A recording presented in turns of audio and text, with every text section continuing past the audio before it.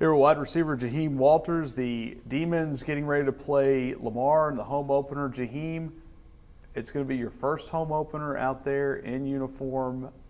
What are the emotions like going into Saturday? A little nervous just because it's the first one here. You know, a bit more of my family will be able to attend. First time seeing me play in probably about 3 years. So a little bit of anxious, a little bit of nervousness. Just ready for it to happen though. I mean, has there been anybody you kind of relied on to talk about those feelings in the locker room, or just your Savs helping you out there? Yeah, my staff's always helping me out. Especially Javon Antonio. He's like a big brother to me. All I can remember was my first game in Montana. It was so loud, and before I even got on the field, I was like, Javon, I'm nervous. Like, I don't know what to do. And he was just like kind of telling me like, it's gonna happen naturally. Just when your time comes, take advantage of it, and that's what I did. Well, you've certainly done that. Your numbers through the first 3 games reflect that.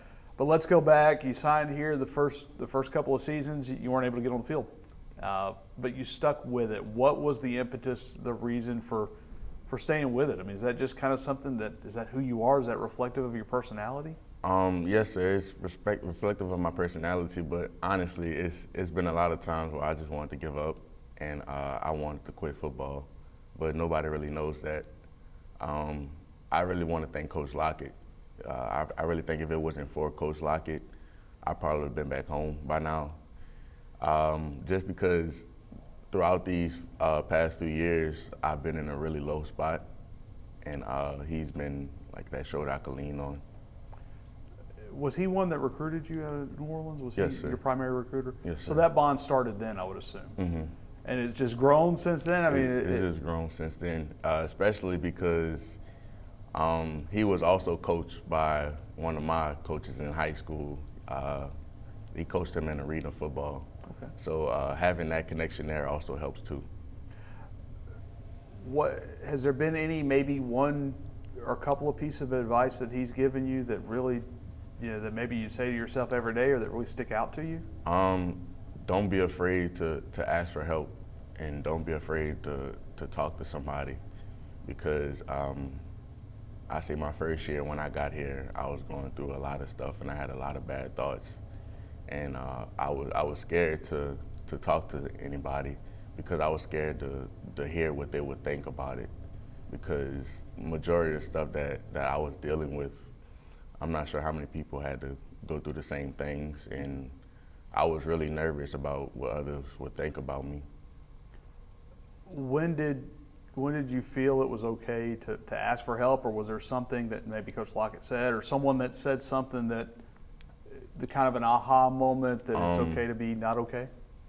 I want to say it was around this time last year, probably a little bit earlier. I think I had like a mental breakdown, and I want to say I was probably at my lowest. And Coach Lockett called me and said, come outside, come get in the car. And we drove to his house, and in the car ride, we were just talking about life. And he told me some things that he had to go through, and that's when it clicked in my head, like probably everybody goes through different situations and they have to deal with them differently. And he was telling me how he dealt with them. And one of the ways he dealt with them and got over everything was having a shoulder to lean on and having somebody to talk to. So that's what made me, get to talking more. So 2 years of not playing and coming out, that's the easy part, it seems like. Yeah. I mean, so you get out at Montana, you have 4 or 5 catches there, 4 or 5 catches against Grambling.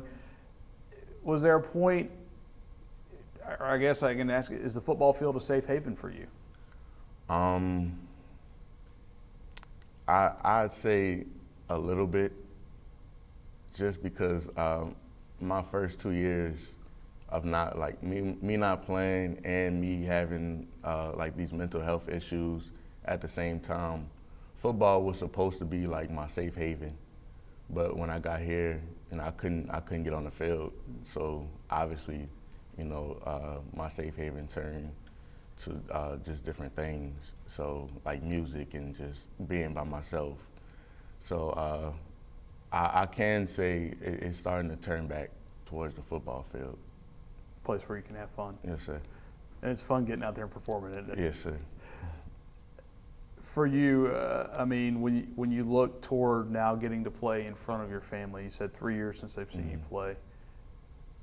The emotions there, how do you walk that line come Saturday between being too high and you know, just trying to balance it out and be Jaheim? I honestly don't know. I'm not gonna lie. You know, last night I talked to all of my brothers and sisters for the first time in probably 2 years. You know, we have a bond. It's like a bond, but we don't talk in a long time. But whenever we do talk, it's a strong connection. And you know, on the call last night, they were just telling me, "We ready to see you play. Like we want to see you score." You know, I'm just ready. I'm just ready for them to see me happy. 1 week ago, Kennard King sat in that seat and said he was getting his first touchdown. He did. So how would that be about as fairy tale an ending for the early part of the season? Yes, sir. You mentioned music. I mean, is there a certain song or artist or anybody that kind of puts you at peace? Not really, just because I like to listen to everything. You know, me growing up playing AAU with Alfred Payton Elite, it's been different guys on my team from really all over the country. So, you know, they tend to listen to different things. So as the years went on, I picked up a few different musical artists from everybody. So, I mean, really whatever on the playlist was getting played that day. So there's not necessarily a theme song for Jaheim Walters. No, sir. Just anything that makes you feel good. Yes, sir. All right. Well, Jaheim, thank you for sharing your story, and good luck the rest of the way. Thank you.